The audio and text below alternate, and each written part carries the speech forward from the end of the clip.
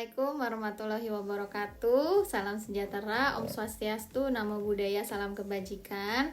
Selamat datang kembali teman-teman di kelas audit sektor publik. Nah, di pertemuan ketiga kita kali ini kita akan membahas tentang kode etik pemeriksa.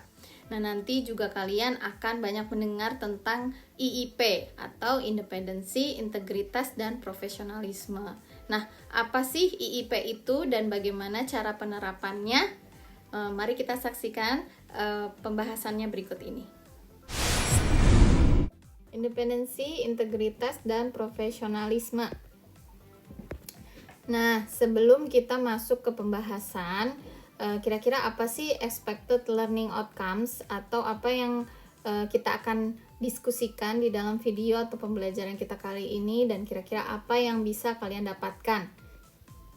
Nah, di sini kalian nanti akan dapat mendemonstrasikan sikap independensi, integritas, dan juga profesionalisme. Serta kalian juga bisa memahami tanggung jawab dari auditor. Oke, di sini ada 3 nilai dasar BPK. Dimulai dari visi BPK. Jadi BPK ini mempunyai visi menjadi pendorong pengelolaan keuangan negara untuk mencapai tujuan negara dengan melalui pemeriksaan yang berkualitas dan bermanfaat. Nah, untuk menghasilkan pemeriksaan yang berkualitas sesuai dengan standar dan pedoman pemeriksaan, maka BPK menyelenggarakan sistem pengendalian mutu atau SPM. Jadi, selain melibatkan aktivitas quality control dan quality assurance, SPM BPK ini juga dibangun di atas pondasi dari 3 nilai dasar BPK ini, yaitu independensi, integritas, dan profesionalisme. Nah, BPK juga punya yang namanya kode etik dan majelis kehormatan dan juga kode etik. Ketiga nilai dasar tersebut nantinya diharapkan membentuk budaya organisasi yang kondusif untuk mendukung pencapaian tujuan organisasi. Di sini ada nilai dasar dan kode etik BPK menurut peraturan BPK nomor 4 tahun 2018. Jadi, nilai dasar adalah kode etik yang harus diwujudkan dalam sikap, ucapan, dan perbuatan anggota BPK dan juga pemeriksa selama menjalankan tugasnya. Nah, kode etik BPK sendiri adalah norma-norma yang sesuai dengan nilai dasar BPK yang berisi kewajiban dan larangan yang harus dipatuhi oleh setiap anggota BPK dan juga semua pemeriksa selama menjalankan tugas untuk menjaga martabat, kehormatan, citra, dan kredibilitas BPK. Oke, kita masuk ke nilai dasar BPK yang pertama, yaitu independensi. Jadi, menurut peraturan BPK nomor 4 tahun 2018 tentang kode etik BPK, independensi adalah suatu sikap dan tindakan dalam melaksanakan pemeriksaan untuk tidak memihak kepada siapapun dan tidak dipengaruhi oleh siapapun juga. Pemeriksa harus objektif dan bebas dari benturan kepentingan atau conflict of interest dalam melaksanakan tanggung jawab profesionalnya. Dan pemeriksa harus terus-menerus mempertahankan independensi dalam pemikiran atau independence of mind, dan juga independensi dalam penampilan atau independence in appearance. Gangguan pribadi terhadap independensi pemeriksa disebabkan oleh suatu hubungan dan pandangan pribadi yang dapat mengakibatkan pemeriksa membatasi lingkup pertanyaan dan pengungkapan atau melemahkan temuan dalam segala bentuknya. Nah, untuk itu pemeriksa harus memberitahukan kepada pejabat yang berwenang di BPK jika pemeriksa memiliki gangguan pribadi terhadap independensi. Gangguan pribadi terhadap independensi itu kira-kira apa saja?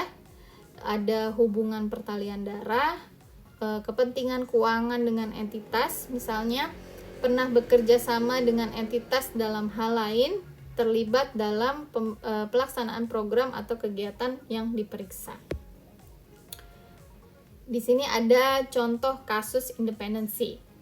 Jadi contoh kasusnya adalah Bu Dewi adalah auditor penanggung jawab atas pemeriksaan Pemda ABC.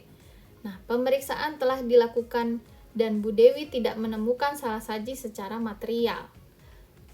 Beberapa hari sebelum laporan audit diterbitkan, Bu Dewi diajak makan siang oleh Kepala Daerah Pemda ABC di sebuah restoran mahal dan Bu Dewi mengiyakannya. Nah, di sini kira-kira apakah ada gangguan atas independensi dalam kasus ini? Dan apa yang seharusnya Bu Dewi lakukan?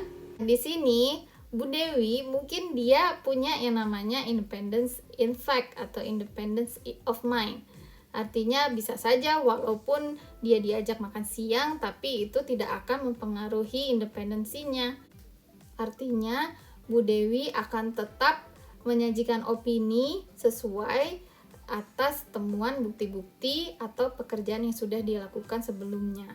Nah, tapi di sini yang jadi masalah adalah independence in appearance, bahwa bisa jadi nanti publik akan menyangka Bu Dewi sebagai auditor dan juga kepala daerah Pemda ABC karena mereka terlihat makan siang bersama di sebuah restoran mahal, itu akan mempengaruhi independensi dari Bu Dewi, sehingga walaupun Bu Dewi mengeluarkan opini wajar tanpa pengecualian karena memang tidak ditemukan salah saji secara material, bisa saja publik mengira keputusan itu bias dan dipengaruhi oleh peristiwa makan siangnya itu tadi. Nah, apa yang seharusnya Bu Dewi lakukan? Kalau saya jadi Bu Dewi, saya akan menolak ajakan dari Kepala Daerah Pemda ABC karena mungkin tindakan makan siang bersama di restoran mahal itu akan merusak independence in appearance saya. Oke, kita masuk ke nilai dasar yang kedua, yaitu integritas. Di sini bahwa integrity is doing the right thing when no one is watching. Jadi bisa dibilang integritas adalah tetap melakukan sesuatu yang benar meskipun tidak ada orang yang melihat.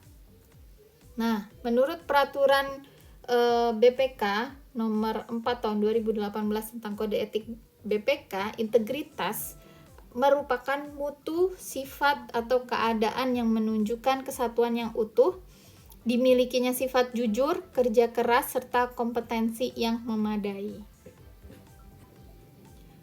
Integritas antara lain diwujudkan dalam sikap jujur, objektif, dan tegas dalam menerapkan prinsip, nilai, dan juga keputusan.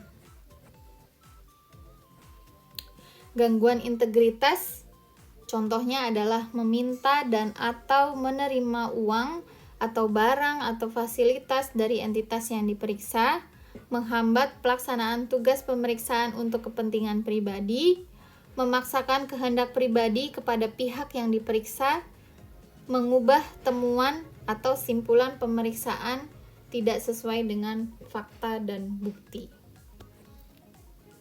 Contoh kasus integritas. Di sini kita bisa melihat ada artikel berita tentang ex anggota BPK dituntut 6 tahun bui atau dipenjara karena kasus suap. Pertanyaannya, apakah ada gangguan atas integritas pada kasus ini? Jawabannya sudah pasti iya. Karena seperti yang tadi kita sudah bahas, integritas diwujudkan dalam sikap jujur, objektif, dan tegas dalam menerapkan prinsip, nilai, dan juga keputusan. Di sini pelanggaran integritasnya adalah menerima suap, bahwa ex anggota BPK ini memang terbukti tidak jujur. Dan apa yang seharusnya anggota BPK atau pemeriksa lakukan? Ya tentu saja tidak menerima suap itu karena itu akan mencoreng integritas mereka. Nilai dasar yang ketiga adalah profesionalisme. Menurut peraturan BPK RI nomor 4 tahun 2018 tentang kode etik BPK, profesionalisme adalah kemampuan, keahlian, dan komitmen profesi dalam menjalankan tugas disertai prinsip kehati-hatian atau due care, ketelitian, dan kecermatan, serta berpedoman kepada standar dan ketentuan peraturan perundang-undangan. Sikap profesional pemeriksa salah satunya bisa diwujudkan dengan selalu mempunyai sikap yaitu skeptisisme profesional atau professional skepticism selama proses pemeriksaan dan juga mengedepankan prinsip pertimbangan profesional atau professional judgment.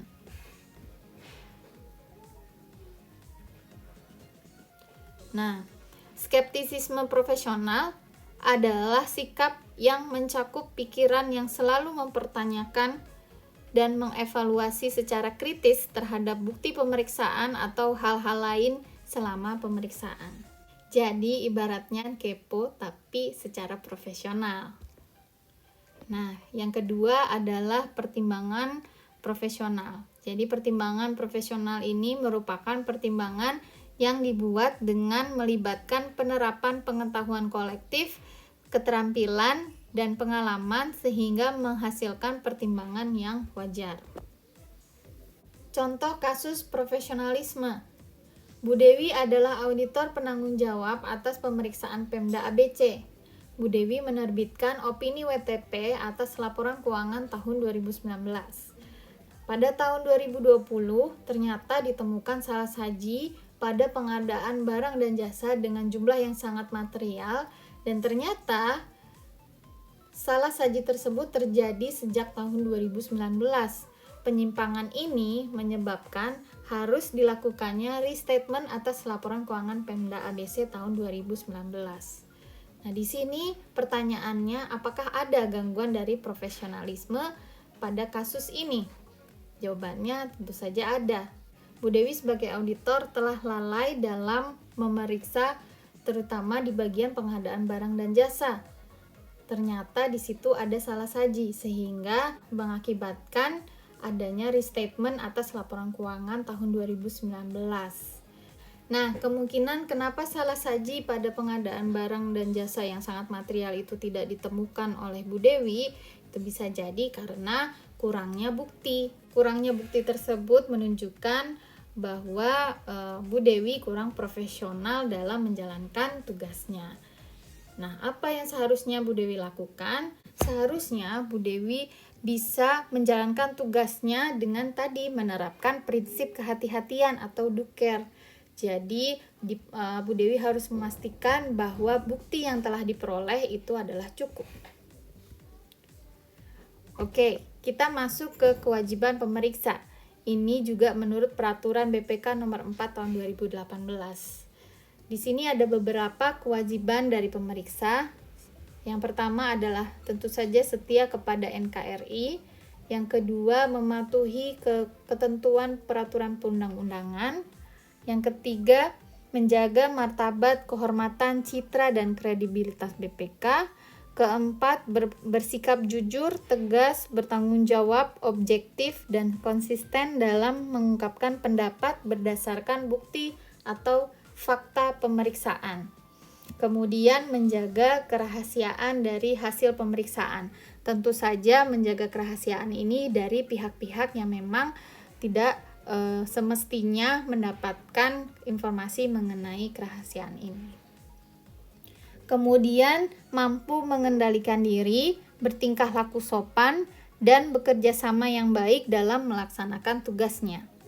Menunjukkan sikap kemandirian dalam melaksanakan tugas pemeriksaan, menyampaikan temuan yang mengandung unsur pidana sesuai prosedur, menghindari terjadinya benturan kepentingan, melaksanakan tugas pemeriksaan secara cermat, teliti, akurat sesuai standar pemeriksaan, meningkatkan pengetahuan dan keahliannya.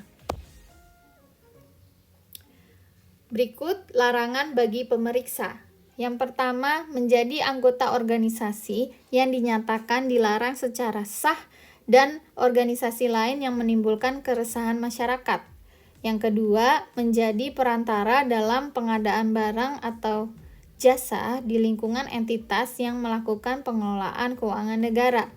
Yang ketiga, meminta dan atau menerima uang, barang, dan atau fasilitas lain baik secara langsung maupun tidak langsung dari pihak yang terkait dengan pemeriksaan.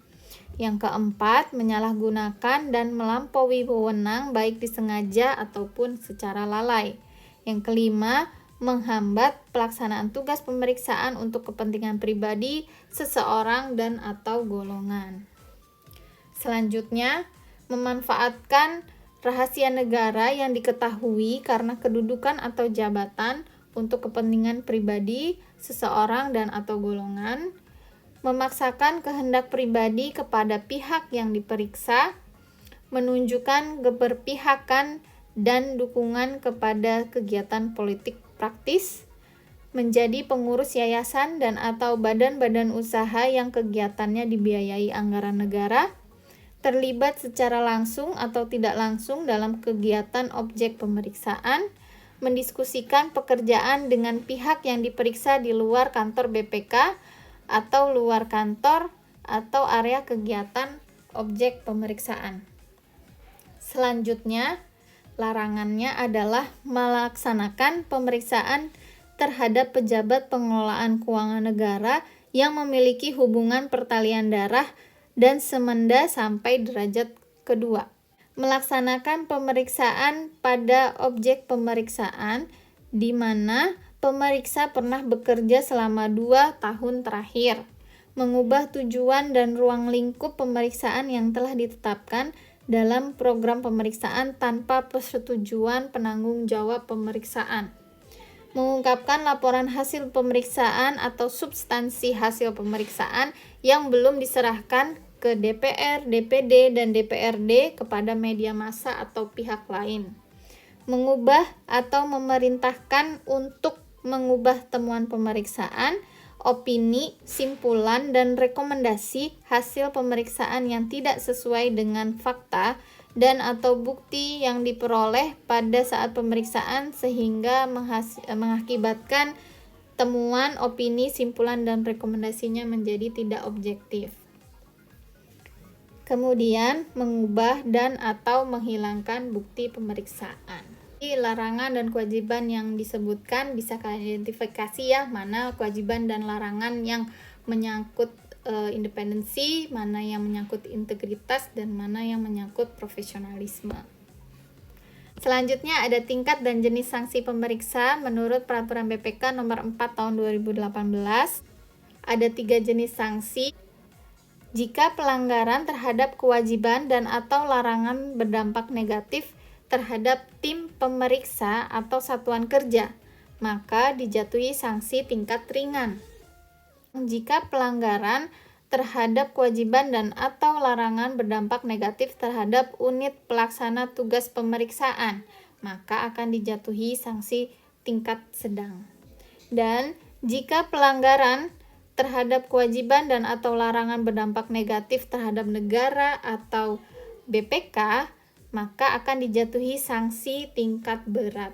Jadi di sini poinnya adalah dampaknya itu sebesar apa? Apakah hanya berdampak dalam skup tim pemeriksa atau satuan kerja, atau berdampak pada unit pelaksana tugas pemeriksaan, atau lebih besar lagi dampaknya, yaitu kepada negara atau BPK. Selanjutnya, seperti apa sih bentuk sanksi ringan, sedang, dan berat itu? Nah, untuk sanksi ringan, jadi pemeriksa akan mendapatkan larangan melakukan pemeriksaan selama 1 tahun dengan masa percobaan selama 6 bulan. Untuk sanksi sedang, jadi pemeriksa bisa diberhentikan sebagai pemeriksa paling sedikit 1 tahun atau paling lama 2 tahun. Dan kalau mendapatkan sanksi yang berat, maka pemeriksa bisa diberhentikan sebagai pemeriksa paling sedikit 3 tahun atau diberhentikan secara tetap sebagai pemeriksa. Selanjutnya, tanggung jawab pemeriksa, due professional care. Pemeriksa harus menggunakan kemahiran profesional secara cermat dan seksama dalam menentukan jenis, lingkup, dan metodologi pemeriksaan, jenis dan jumlah bukti, dan langkah atau prosedur pengujian, serta penilaian dan pelaporan hasil pemeriksaan. Yang kedua, pemeriksa melakukan cost-benefit analysis. Jadi di sini pemeriksa wajib mempertimbangkan biaya perolehan bukti dengan penggunaan informasi yang diperoleh. Nah, kesulitan atau biaya yang timbul untuk memperoleh bukti tidak boleh dijadikan alasan untuk menghilangkan suatu prosedur pengumpulan bukti ketika prosedur alternatif atau prosedur lainnya tidak tersedia. Jadi pemeriksa harus menggunakan pertimbangan profesionalnya dan menerapkan tadi skeptisisme profesional dalam mengevaluasi kuantitas dan kualitas bukti. Apakah memang bukti yang sudah dikumpulkan itu sudah cukup dan sudah baik. Kemudian pemeriksa harus menggunakan skeptisisme profesional antara lain dalam hal yang pertama, bukti pemeriksaan yang bertentangan dengan bukti pemeriksaan lainnya. Contohnya, jika bukti yang didapatkan dari auditi berbeda dengan misalnya bukti dari konfirmasi pihak ketiga. Nah, di sini pemeriksa harus bisa menentukan bukti mana yang kira-kira lebih berkualitas dan lebih bisa diandalkan. Yang kedua, informasi yang meragukan tentang keandalan dokumen dan keterangan. Yang ketiga, adanya indikasi kecurangan dan atau ketidakpatutan, dan yang terakhir perlunya prosedur pemeriksaan tambahan atau alternatif selain prosedur yang dipersyaratkan. Selanjutnya, tanggung jawab BPK adalah untuk menyatakan suatu opini atas laporan keuangan berdasarkan pemeriksaannya. Dan untuk menyatakan opini itu, BPK harus melaksanakan pemeriksaan berdasarkan SPKN atau Standar Pemeriksaan Keuangan Negara. Nah, di sini SPKN mengharuskan BPK mematuhi kode etik BPK serta merencanakan dan melaksanakan pemeriksaan untuk memperoleh keyakinan yang memadai apakah laporan keuangan tersebut bebas dari kesalahan saji secara material.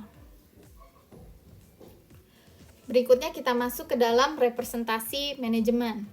Jadi, pemerintah, kementerian, lembaga, atau badan bertanggung jawab atas penyusunan dan penyajian wajar laporan keuangannya sesuai dengan standar akuntansi pemerintahan dan pengendalian internal yang memadai untuk menyusun laporan keuangan yang bebas dari kesalahan saji secara material, baik itu karena kecurangan maupun karena human error. Nah, sesuai SPAP SA seksi 333 ya tentang representasi manajemen. Jadi pemeriksa harus memperoleh surat representasi yang dilampiri dengan laporan keuangan. Surat representasi ini menggambarkan representasi resmi dan tertulis dari pimpinan entitas atas berbagai keterangan, data, informasi, dan laporan keuangan yang disampaikan selama proses pemeriksaan berlangsung. Surat tersebut merupakan bentuk tanggung jawab pimpinan atau manajemen entitas yang diperiksa. Kemudian, jika terjadi perubahan substansi isi surat representasi yang dilakukan pimpinan entitas, maka pemeriksa harus mempertimbangkan apakah perubahan tersebut akan berdampak material terhadap pertanggungjawaban pembuatan laporan keuangan. Nah, hal ini akan mempengaruhi opini. Tujuan memperoleh representasi tertulis dari manajemen adalah untuk melengkapi prosedur pemeriksaan lain yang dilakukan pemeriksa. Jadi, representasi tersebut merupakan bagian dari bukti yang diperoleh oleh pemeriksa. Namun, tidak merupakan pengganti bagi penerapan prosedur pemeriksaan yang diperlukan untuk memperoleh dasar memadai bagi pendapat pemeriksa atas laporan keuangan. Jadi hanya sebagai bagian dari bukti, tapi tidak bisa untuk menggantikan prosedur audit yang telah disusun. Nah, penolakan manajemen untuk melengkapi representasi tertulis merupakan pembatasan terhadap ruang lingkup pemeriksaan yang menghalangi pemeriksa untuk memberikan pendapat wajar tanpa pengecualian. Dan biasanya cukup menyebabkan pemeriksa memberikan opini, disclaimer, atau tidak memberikan pendapat. Nah, surat tersebut harus ditandatangani pimpinan entitas yang diperiksa dan diberi tanggal yang sama dengan tanggal laporan hasil pemeriksaan. Nah, itu tadi pembahasan mengenai nilai-nilai dasar dari pemeriksaan keuangan negara, yaitu independensi, integritas, dan profesionalisme. Semoga kalian sudah mengerti definisi dan bagaimana cara mengimplementasikan nilai-nilai dasar tersebut.